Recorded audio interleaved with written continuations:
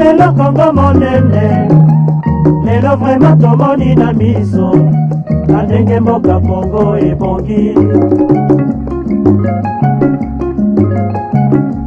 Bandeko na ngai, oyamba lelo losato na ngai, mpona unité oya Kongo, tolanda mibeko mya Lumumba, ya Kisasa na Bwassa toyokana.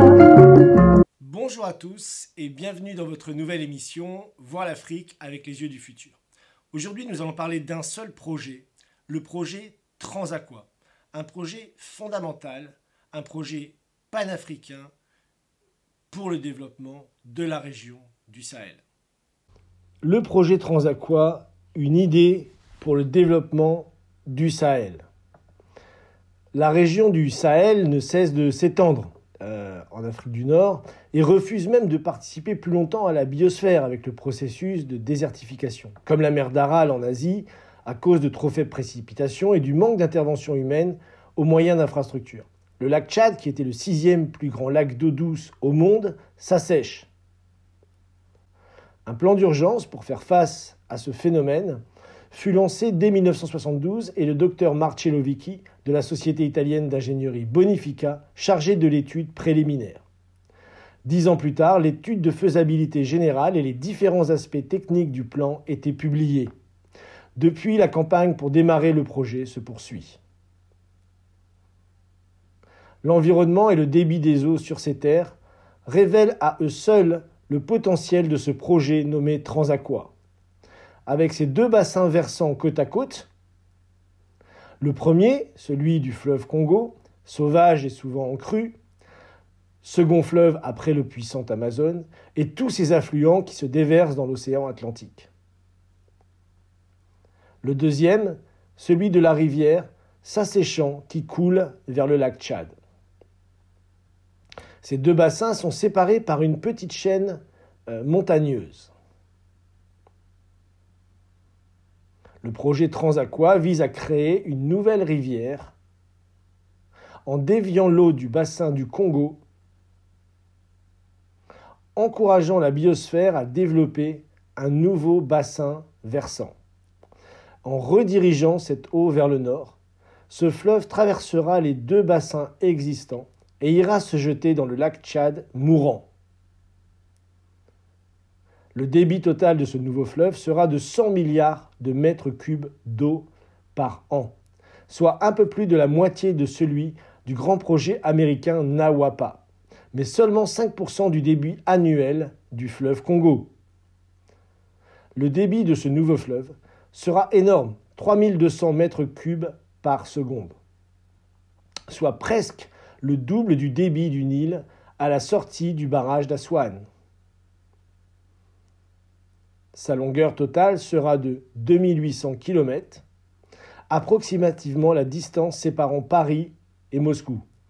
Il aura une profondeur moyenne de 24 mètres pour une largeur de 100 mètres, ce qui en fait un cours d'eau navigable. Le canal se dirigera ensuite vers l'ouest, traversant la République centrafricaine, et formera le premier port intérieur du continent africain.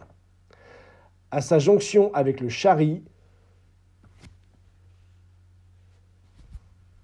avec le dénivelé, le débit permettra de produire 4 gigawatts d'hydroélectricité.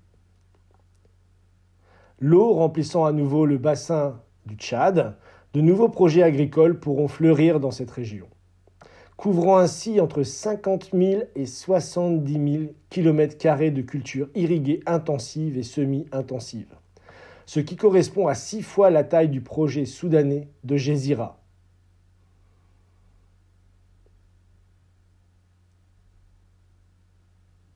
En pensant à ces projets, seul un bobo pourrait se demander « Mais combien tout ça va-t-il coûter ?» Comme il est dit dans le rapport de la société Bonifica, l'unité de mesure des coûts d'investissement ne sont pas seulement des millions de dollars, mais l'absence de guerre, des millions d'êtres humains sauvés de la famine, la paix sociale et une nouvelle conscience internationale. Comme vous l'avez vu sur ces images qui présentent rapidement le projet, Ceux qui nous écoutent en podcast, je les invite à aller voir les images sur ma chaîne YouTube, donc Sébastien Périmoni. Le projet Transaqua est fondamental pour le Sahel. En effet, le lac Tchad se meurt, s'étendant sur 315 000 km² au Paléolithique. Il n'a cessé de se contracter depuis, surtout dans la période récente, et les chiffres parlent d'eux-mêmes. 25 000 km² en 1964, 2500 km² en 2008. Donc cette mort, évidemment, du lac Tchad serait un désastre écologique. Désertification, effondrement de l'agriculture vivrière, de l'élevage, des ressources halieutiques, population condamnée à la famine ou à l'émigration. L'Afrique centrale est renvoyée aujourd'hui au cœur des ténèbres et donc il est nécessaire de sauver le lac Tchad. Aujourd'hui, on le sait, selon tous les rapports des Nations Unies, il existe déjà plus de 5 millions de déplacés dans la région du lac Tchad liés à l'assèchement du lac et évidemment à la misère qu'engendre le terrorisme dans la région. Donc surtout que le scandale, c'est que l'eau est disponible aussi bien au sud qu'à l'est pour revitaliser le lac. Donc ce n'est pas du tout une tâche impossible. Cependant, il faut y mettre le prix. Ce qui ne signifie pas seulement un investissement suffisant pour la remise en eau du lac elle-même, mais la conception d'un grand projet qui redonne à tous les habitants de la région une espérance pour l'avenir, par un changement vécu et ressenti des conditions d'existence qui les mobilisent. C'est dire que le projet du lac Tchad doit s'inscrire parmi les grands projets de l'humanité et exige un engagement panafricain et international. Alors, un peu d'histoire, on en a parlé rapidement, la CBLT, la Commission du bassin du lac Tchad, qui a été constituée en 1964, avait déjà été alertée de ce processus de désertification et d'assèchement. Évidemment, la Commission du bassin du lac Tchad est composée de 6 pays membres, on va dire fondateurs, le Tchad, le Cameroun, le Niger, le Nigeria, la République centrafricaine et la Libye. Or, bien sûr, on le sait, cette Commission du bassin du lac Tchad a été malheureusement la plupart du temps une coquille vide et l'autre moitié du temps, elle a été en faillite et n'a pu donc développer le projet Transaqua qui avait été proposé par la société Bonifica.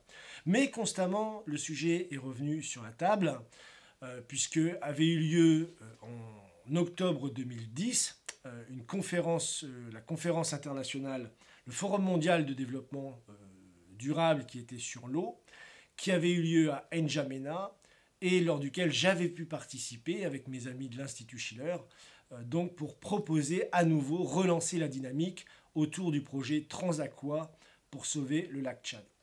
À l'époque, il y avait Kadhafi qui était encore là. Il était présent à cette conférence. C'était l'époque où lui-même parlait de lancer de grands projets panafricains, de faire du Mali le grenier alimentaire de l'Afrique de l'Ouest en réaménageant les lacs Fagibine. Par exemple, il avait lancé le projet Mali-Bia pour Mali et Libye pour atteindre l'autosuffisance dans la région. Il était d'accord pour lancer le projet Transaqua. L'hôte, à l'époque, à N'Djamena, qui était Idriss Déby, également présent, s'était déclaré favorable à ce projet. Des personnalités, le président de Centrafrique de l'époque, il y avait également Abdoulaye Wade du Sénégal qui était présent et qui soutenait cette initiative. Donc avait vu lieu en 2010 ce Forum mondial pour le développement durable sur l'eau, qui avait relancé, on va dire, le débat autour du projet Transaqua, mais malheureusement, c'est resté lettre morte, puisque derrière, la politique n'a pas suivi, malgré les grandes déclarations de l'époque. Donc, qu'est-ce que ça veut dire d'aménager le bassin du lac Tchad?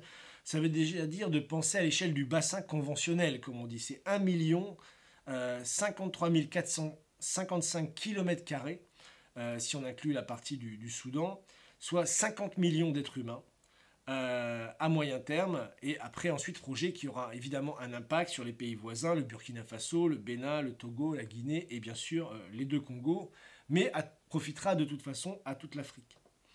Donc l'approche est de revitaliser le lac et de le rendre plus profond. Sa profondeur est actuellement de 1 à 7 mètres, ce qui le rend très vulnérable évidemment à l'évaporation, mais surtout de créer sur les terres qui sont très très riches, qui sont abandonnées par l'eau depuis des milliers d'années, des canaux et des polders. Ainsi, on pourra développer un milieu de vie par la respiration d'un poumon vert au cœur de l'Afrique qui permettra de rendre complémentaires les activités de pêche avec la création de fermes halieutiques, d'agriculture avec une extension des cultures maraîchères et d'élevage, bien sûr, en organisant des couloirs de circulation du bétail, en évitant que la désertification, comme on le sait, pousse les éleveurs vers le sud. Donc c'est cette combinaison, le projet Transaqua, c'est cette combinaison eau, agriculture, pêche, élevage, énergie, industrie. C'est le quintuplé gagnant, si on peut dire, de transformation non seulement de la région, mais aussi de l'Afrique, pour un avenir régional intégré, puisque à cela s'ajoutera évidemment cette autoroute fluviale qui pourra désenclaver toute l'Afrique centrale en la mettant en rapport avec évidemment les projets dont on a déjà parlé, la transafricaine Ouest-Est, Lagos-Mombasa, et la transsaharienne Nord-Sud, Alger-Lagos. Donc on voit que tout ce projet concerne l'ensemble du continent africain. Donc finalement c'est resté un peu lettre morte jusqu'à ce que le président Buhari du Nigeria arrive au pouvoir et en fasse l'un de ses chevaux de bataille. Donc c'est le président Buhari qui a convoqué donc en 2018 une grande conférence internationale à Abuja pour sauver le lac Tchad. Je vous lis tout de suite les conclusions de cette conférence d'Abuja. J'étais moi-même présent à cette conférence, nous y sommes intervenus avec les gens de l'Institut Schiller sur place. On a pu discuter avec les ministres, on a pu discuter avec les représentants officiels pour pousser cette idée du Transaqua. Donc je vous lis la conclusion de cette conférence qui est extraordinaire. Les différentes études réalisées montrent qu'il n'y a pas de solution au rétrécissement du lac Tchad qui n'implique de recharger le lac par transfert d'eau de l'extérieur du bassin. Que le transfert d'eau entre bassins n'est pas une option, mais une nécessité. L'incapacité à prendre des mesures appropriées et opportunes entraînera l'assèchement rapide du lac Tchad, ce qui entraînera à la suite une crise humanitaire, posera de sérieux problèmes de sécurité, non seulement pour la région, mais pour tout le continent africain et le monde. Le projet Transaqua, qui prélèverait l'eau de l'affluent droit du fleuve Congo et l'acheminerait par un canal de 2000 km jusqu'à la rivière Chari, est l'option préférable. Donc voilà qu'en 2018, le président du Nigeria, à la conclusion de cette conférence, annonce que le projet Transaqua est relancé et de terminer dans cette conclusion que l'Union africaine considère dans son programme les conséquences liées au problème du lac Tchad, non seulement comme une question régionale, mais aussi comme une tragédie africaine, et entérine l'initiative de transfert interbassin des eaux comme projet panafricain de restauration du lac Tchad. La paix et la sécurité régneront dans la région du lac Tchad et la promotion de la navigation, du développement industriel et économique dans l'ensemble du bassin du Congo. Donc voilà qui a été une décision claire, nette et précise en faveur du projet Transaqua. Mais c'était sans compter encore une fois sur les oppositions internationales, les oppositions géopolitiques, ce à quoi le ministre de l'eau de l'époque avait écouté gentiment d'ailleurs les pourfendeurs d'une écologie radicale, c'est-à-dire des personnes qui demandent à ce qu'on n'intervienne pas du tout sur le bassin, qu'on le laisse comme un écosystème naturel et qu'on ne fasse rien, et en particulier les gens de l'UNESCO. Et donc ce qu'il disait, nous avons entendu beaucoup parler depuis ce matin de développement durable, mais il existe deux philosophies du développement durable. L'une vient du monde occidental, elle est définie comme suit par les institutions des Nations Unies, le développement minimum pour couvrir les besoins basiques d'une société pauvre. Voilà comment c'est défini aux Nations Unies. Autrement dit, ajoutait-il, assurer le minimum pour permettre au moins la survie. C'est une approche par le bas, une pensée petite qui a été un échec pendant toutes les décennies précédentes. Au contraire, nous proposions le développement durable qui doit correspondre à une industrialisation, à la sécurité alimentaire pour tous et à l'éradication de l'extrême pauvreté. Donc c'est avec cette approche par le haut que justement aujourd'hui, si on prend l'exemple de la Chine, qui a construit 20 000 km de chemin de fer, sorti 700 millions de personnes de l'extrême pauvreté, par le développement industriel, scientifique et technologique, c'est l'approche qui doit être adoptée par les pays africains. Et le projet Transaqua est l'un des projets phares de cette type de philosophie de développement réellement durable. Alors on entend dire, puisqu'on a parlé de ce fameux canal qui irait du lac Tchad jusqu'au bassin du Congo, 2400, 2500, 2600 km, les gens de l'UNESCO criaient au scandale, disant que c'est un projet pharaonique. Mais pharaonique pour qui? Je pose la question. Combien avons-nous de kilomètres de voies navigables en France, de canaux? Personne ne savait me répondre à cette conférence. Eh bien, nous en avons 10 000 en France. Voyez? Or, là, c'est un projet de 2400, 4 fois moins. Alors que le Tchad, c'est 3 fois plus grand que la France. Le Niger, le Nigeria, le Cameroun, tout ça, ça fait 25 fois la France. Donc 2400 km, c'est, il faut le dire, un projet qui est très petit au regard de l'espace et de la grandeur de la géographie du continent africain. Donc, voilà une des polémiques qu'on avait soulevées à l'époque contre tous ceux qui criaient au projet pharaonique, que l'Afrique n'était pas prête, etc. Donc, c'est intéressant à l'époque, puisque le président de la commission du bassin du lac Tchad, M. Sanoussi, avait commencé la conférence en citant Kwame Nkrumah, qui était le premier président du Ghana, évidemment, et grand panafricain, père des indépendances, qui avait dit « Notre continent, je cite Nkrumah, notre continent dépasse certainement tous les autres pays en termes d'énergie hydroélectrique potentielle. Certains experts l'évaluent à 42% du total mondial. » Donc ça, c'était Nkrumah. Ce à quoi le président de la commission du bassin du lac Tchad a ajouté « Malheureusement, 55 ans après ce discours, moins de 60% des pays d'Afrique subsaharienne ont accès à l'électricité. En RDC, pays ayant le plus fort potentiel hydroélectrique, moins de 16% de la population a accès à l'électricité et au Niger, c'est environ 14%. Donc voilà la légitimité de ce projet, l'urgente nécessité de réaliser ce projet Transaqua.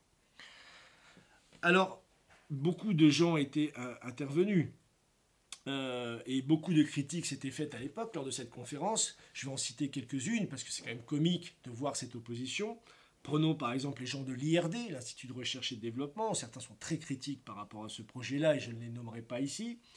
Et était paru à l'époque un article dans le journal Le Monde qui disait ceci, que le projet Transaqua était un objet hydropolitique, un mythe destiné à assouvir les grandeurs des chefs d'État africains, enfin bref, n'importe quoi, et de conclure, je cite l'article du Monde, l'historien Vincent Iribarren du King's College de London y voit une façon d'échapper à la réalité présente en renouant avec un discours développementaliste des années 1960. Donc voilà la vraie opposition. Et il y a des gens qui ne veulent pas que l'Afrique se développe. Donc tous ces leaders de l'époque dits développementalistes, on a cité Kwame Nkrumah et bien d'autres, inutile de le préciser, ont tous été assassinés et très peu des projets ont été réalisés par la suite. On citera de Modibo Keïta à plus récemment Muammar Kadhafi, tous assassinés par cette politique qui considère l'Afrique comme une réserve de matières premières, un jardin avec ses safaris et sa chasse, et pas un continent à développer. Donc c'est pourquoi il faut remplacer le consensus de Washington, c'est ce que j'avais dit à l'époque, par le consensus d'Abuja et entendre les conclusions de cette conférence qui exprime la nécessité, l'urgence de mettre en place ce projet de revitalisation du lac Tchad par le projet Transaqua. Donc c'est une question politique fondamentale. À l'époque, le ministre, je vais le citer plus tard, qui était le ministre du Nigeria des ressources en eau, personnalité très importante dans le gouvernement, qui s'appelle M. Suleiman Hussaini Adamou, est intervenu dans le débat en plein cœur de cette conférence en attaquant virulemment justement les thèses de l'UNESCO. Il a dit « J'aimerais ici mettre en garde. J'ai entendu des personnes faisant référence à l'UNESCO et à sa prise de position. Moi, je ne suis pas membre de l'UNESCO. Je pense que je vais expliquer les choses. L'UNESCO n'est pas concernée par le développement de projets d'infrastructures. Cela doit être très clair. Ils ont facilité, certes, la tenue de cette conférence, ont fait un grand nombre de travaux scientifiques dans les limites de leur pensée. Donc soyons très clairs sur ce sujet, disait-il.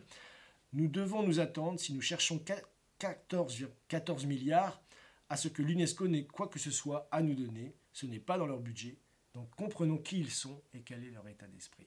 Donc voilà qui était une attaque directe, claire à ces institutions internationales que sont l'UNESCO et le FMI et la Banque mondiale, qui donnent des leçons, mais proposent toujours des projets alternatifs, des projets non développementalistes, justement, en opposition aux projets et aux leaders développementalistes.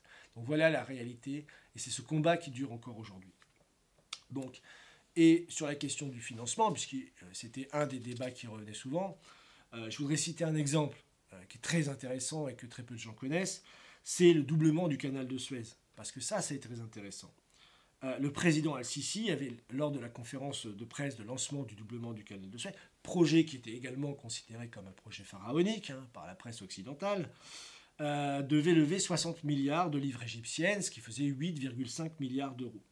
Donc, il a appelé qui pour financer ce projet? Il n'a pas appelé le FMI, il n'a pas appelé la Banque mondiale, il a appelé les Égyptiens. Donc, 80% des fonds sont détenus par les citoyens et tous les bons qui avaient été émis à vendre aux citoyens ont été vendus en 10 jours seulement. C'est-à-dire que 80% du projet a été financé entièrement par les citoyens égyptiens. Et les revenus annuels du canal étaient estimés à l'époque à 13 milliards de dollars, donc, alors que les dépenses étaient de 10 milliards. Donc vous voyez, tout de suite, c'est un projet rentable. Puisque le temps de transit était passé de 11 à 3 heures, donc imaginez le gain de temps, donc d'argent, et la navigation passait de 23 à 97 bateaux. Donc une preuve, s'il en est, que les populations africaines sont prêtes à s'engager dans de tels projets si ils ont la garantie de l'État et que ça apporte une croissance réelle au pays. Sans parler que le projet du doublement du canal de Suez a généré plus de 1 million d'emplois dans toute la région, directs ou indirects.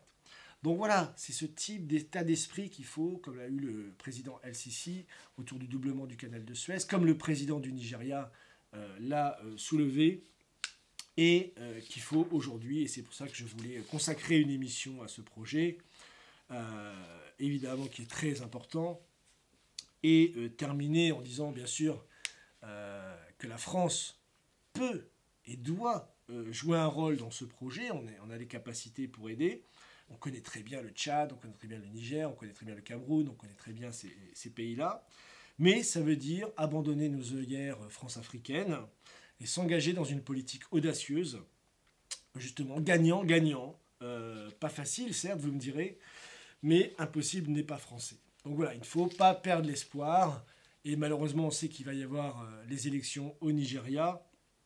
Et je terminerai pour montrer à quel point ça tient à cœur au Nigeria de faire ce projet, puisque dans le Guardian du Nigeria, justement, le ministre des Ressources en eau, M. Adamu, a déclaré que son seul regret, je le cite dans le journal, son seul regret a été de ne pas être capable d'avoir le soutien international pour mettre en place le projet de transfert d'eau interbassin appelé Transaqua, qui aurait permis, dit-il, d'irriguer et d'atteindre l'autosuffisance alimentaire dans les 50 prochaines années.